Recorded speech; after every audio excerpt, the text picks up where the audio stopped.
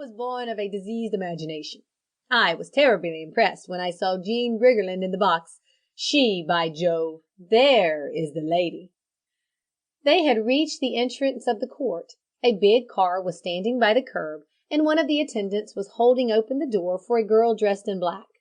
They had a glimpse of a pale, sad face of extraordinary beauty, and then she disappeared behind the drawn blinds. The counsel drew a long sigh. "Mad," he said huskily. "He must be mad. If ever I saw a pure soul in a woman's face, it is in hers." "You've been in the sun, Sir John. You're getting sentimental," said Jack Glover brutally, and the eminent lawyer choked indignantly. Jack Glover had a trick of saying rude things to his friends, even when those friends were 20 years his senior, and, by every rule of professional etiquette, entitled to respectful treatment. "Really," said the outraged Sir John, "there are times, Glover, when you are insufferable." By this time Jack Glover was swinging along the Old Bailey, his hands in his pocket, his silk hat on the back of his head. He found the gray-haired senior member of the firm of Rennet, Glover and Simpson (there had been no Simpson in the firm for 10 years) on the point of going home. Mr. Rennet sat down at the sight of his junior. "I heard the news by phone," he said. "Ellerby says there's no ground for appeal, but I think the recommendation to mercy will save his life. Besides, it is a crime of passion. They don't hang for homicidal jealousy. I suppose it was the girl's evidence that turned the trick?" Jack nodded. "And she looked like an angel just out of the refrigerator," he said despairingly. "Ellerby did his poor best to shake her, but the old fool is half in love with her.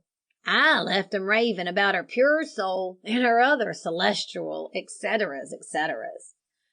Mr. Rennet stroked his iron-gray beard. "She's won," he said, but the other turned on him with a snarl. "Not yet," he said, almost harshly. "She hasn't won till Jimmy Meredith is dead or—" "Or," repeated his partner significantly. "That or won't come off, Jack. He'll get a life sentence as sure as eggs is eggs. I'd go a long way to help Jimmy. I'd risk my practice and my name." Jack Glover looked at his partner in astonishment.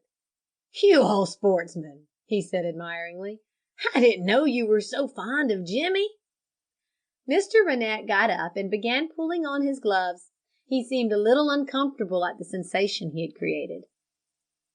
"His father was my first client," he said apologetically. "One of the best fellows that ever lived. He married late in life. That was why he was such a crank over the question of marriage. You might say that old Meredith founded our firm.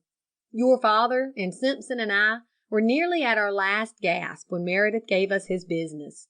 That was our turning point. Your father, God rest him, was never tired of talking about it."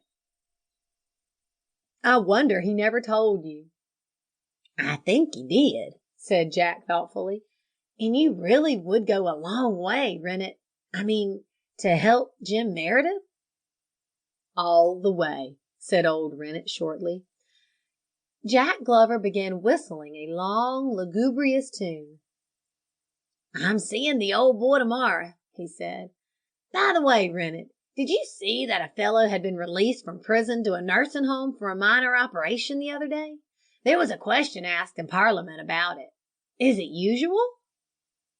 "It can be arranged," said Rennet. "Why?"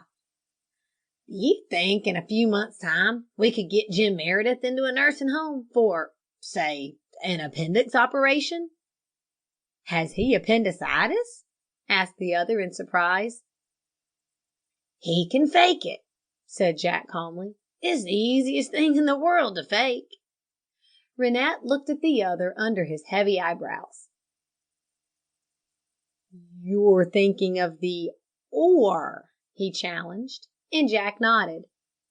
"It can be done." "If he's alive," said Rennet after a pause. "He'll be alive," prophesied his partner. "Now the only thing is, where shall I find the girl?" Chapter 2